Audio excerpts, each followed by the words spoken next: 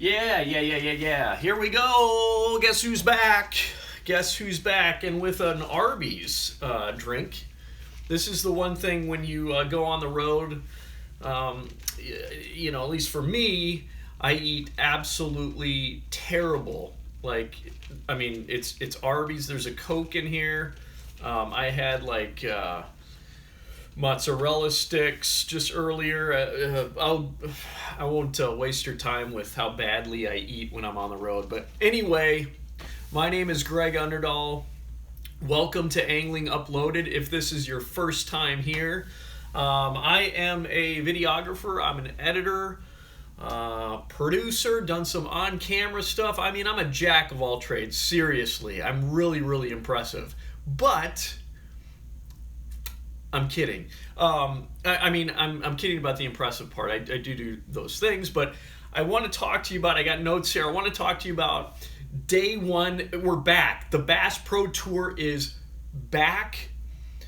Day one, qualifying day one, Group A was today on Lake Toho in Kissimmee, Florida. And boy, it's been a minute since I've done this. So it was end of March.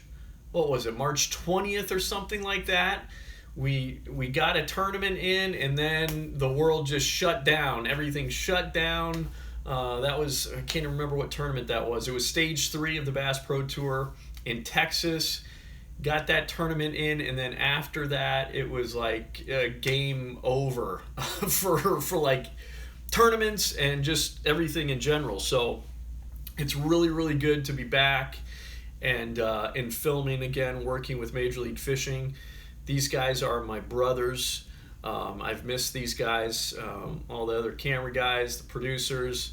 When I'm doing, when we film this, we're doing live. So I've got the live guys, the guys running, basically directing the show. I have them in my ear. I can hear everything that's going on in the studio back in Tulsa and how they're directing the show. And I know those guys very well, so I've missed those guys also. So it's just, this is one big family, and it's good to be back to some feeling of normalcy. But I will say there's been a lot of changes, and one of the things, because of COVID, and I'm really sick of hearing about COVID, but these are the times that we're living in. But we've got to take certain precautions, and for this tournament, we get a goodie bag now. And this goodie bag is it's a way to protect yourself from COVID. And so what we get in here, we have to take this bag with us. And I have like this duffel bag that I put all my gear in. So this is in my duffel bag. And we have plastic gloves. And look at this. This is really fancy. And I'm required to wear this when I'm filming. See, this is a face mask. This is Major League Fishing. And that goes just like that. Okay, very professional. And they also gave us some hand sanitizer. So what I do, and this is required, so I've got some microphones, wireless microphones. These are transmitters. So this goes on the anglers and the boat officials. Okay, so let's see. This one is for the angler. Some very important anglers, very famous anglers have worn this. This is for the boat official. And so these wireless mics, what I do is I sanitize my hands first. And anytime I put these mics on a new angler, I have to sanitize my hands. And then I take one of these swabs here. What is it? It's not a swab, it's a wipe. I take one of these wipes and I wipe the entire, this is the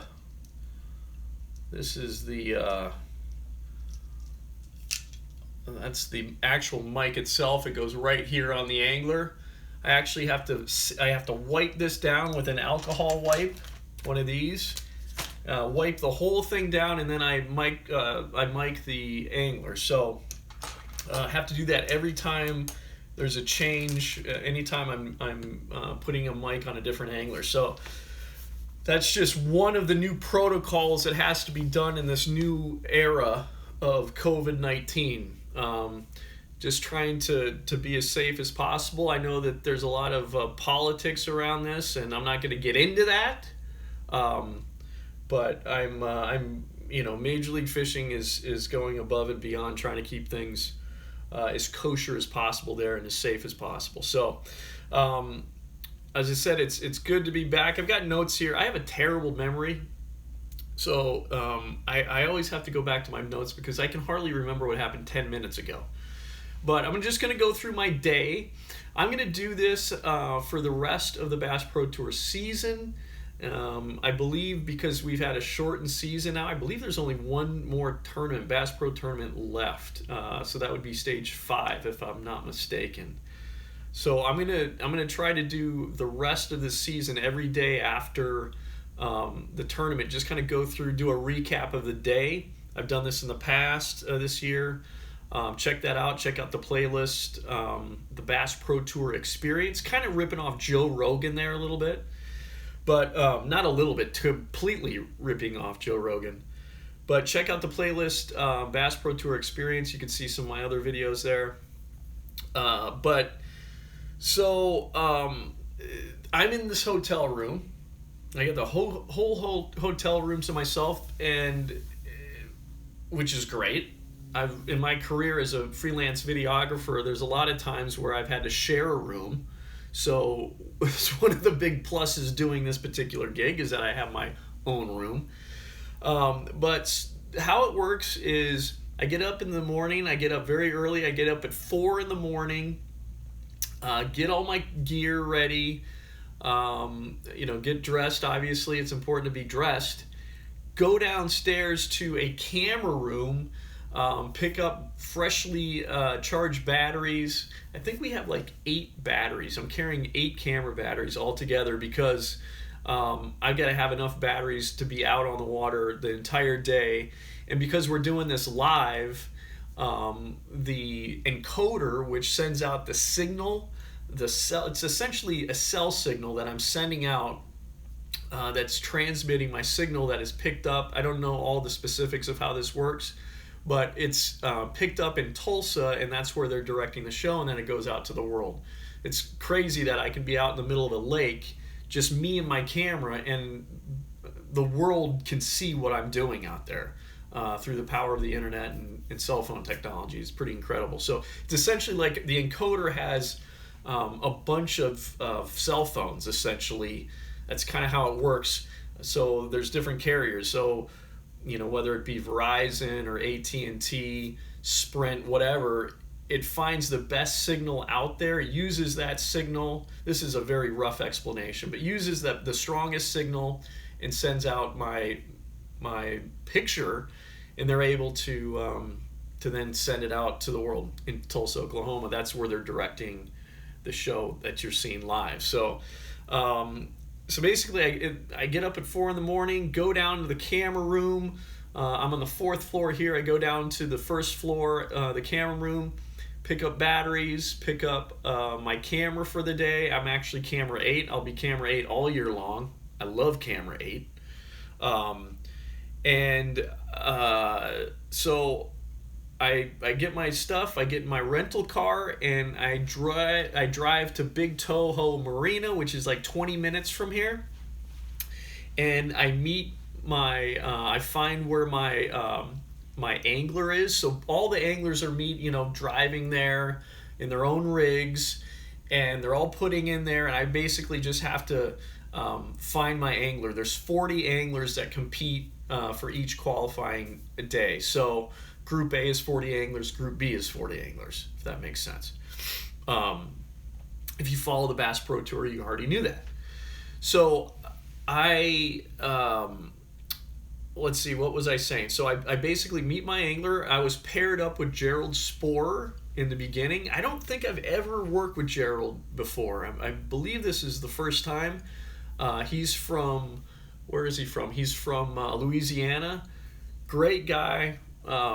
Really enjoyed working with him today. He started out, he was using a jerkbait. He lost about a 5-pounder on a jerkbait, and it was slow for him. He was, obviously, anybody's bummed when they lose a 5-pounder, but he was pretty bummed when he lost that 5-pounder. But that was really the only action that we had when I was with him. So they moved me during the first period over to Dean Rojas. And Dean is another guy I don't think I've ever worked with before. So if I have in the past, it wasn't for very long. You know, I don't think I've ever worked with Gerald or Dean before. So that was kind of unique, working with two guys that I'm pretty sure I've never been in a boat with before. So Dean was doing pretty good. I believe he was in 5th place when I got in the boat with him.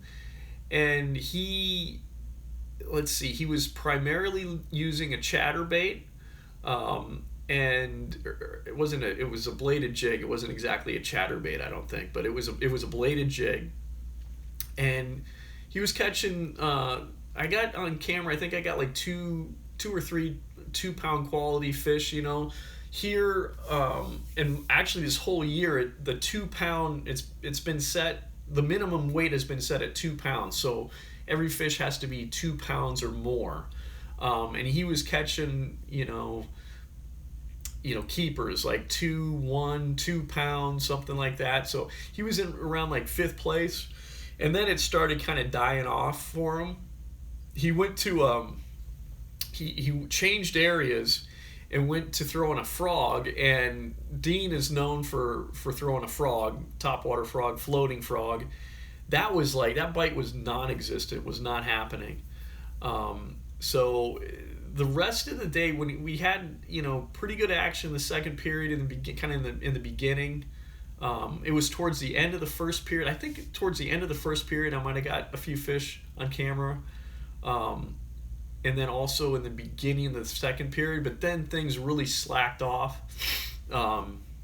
It's interesting how that happens. There's no real reason why that should happen. We had cloud cover all day. There was a nice breeze. I think it would have been absolutely miserable out there if the sun was out. It's June in Florida, and June in Florida is, like, with the sun out, is miserable for filming. It's super humid. This is like the most moist state I've ever been in. These windows here, these are windows. I'm covering it all up because if I open this up, it's going to blow out my, it's going to overexpose everything. But these windows are, it looks like someone's washing the windows out here. Every window in Florida looks like they're washing the windows. It's just, there's so much condensation in this state. But I digress.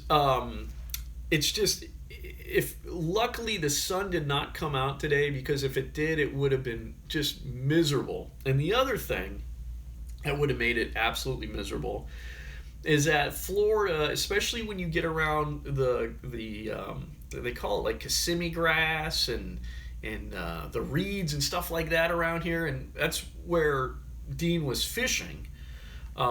When you get around that vegetation, that emergent, the stuff that's coming out of the water, not the aquatic stuff, but the stuff you can see, there's bugs everywhere in that stuff.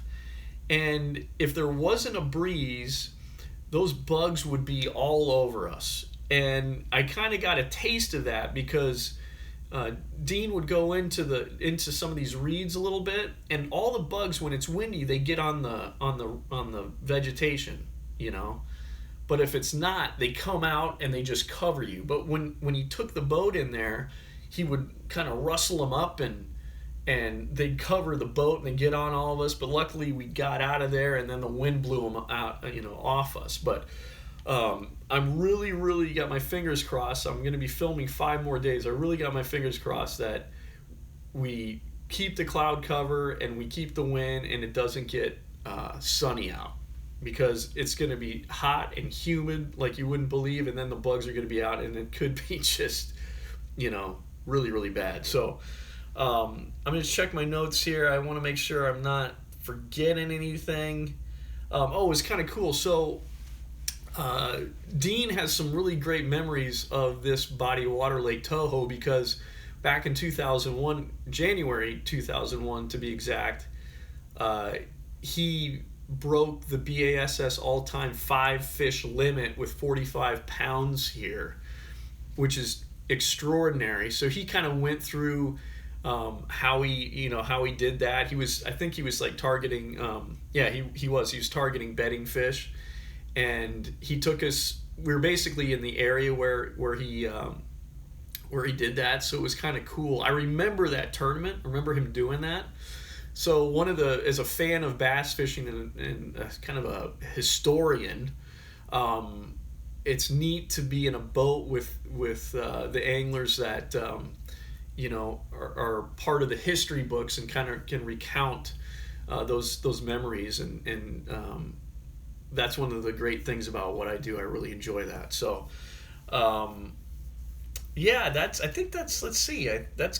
that's my day in a nutshell. I'm going to do this 5 more days, and if you enjoy these, let's call them recap videos, please consider subscribing to Angling Uploaded. Again, I'm going to do this with the rest of the season. Stage 5's coming up in July, so I'll do the same thing. If you have any suggestions about things I can do, obviously, I'd like to have like guests, but I think because of social distancing and all that fun stuff, that's probably not going to be possible for a while. Maybe I can if we wear masks, but yeah, any suggestions? I'm just trying to. I like the idea of giving some insights behind the scenes of what my day is like. So if you enjoy the video, please consider subscribing, share the video, like the video. I will see you tomorrow.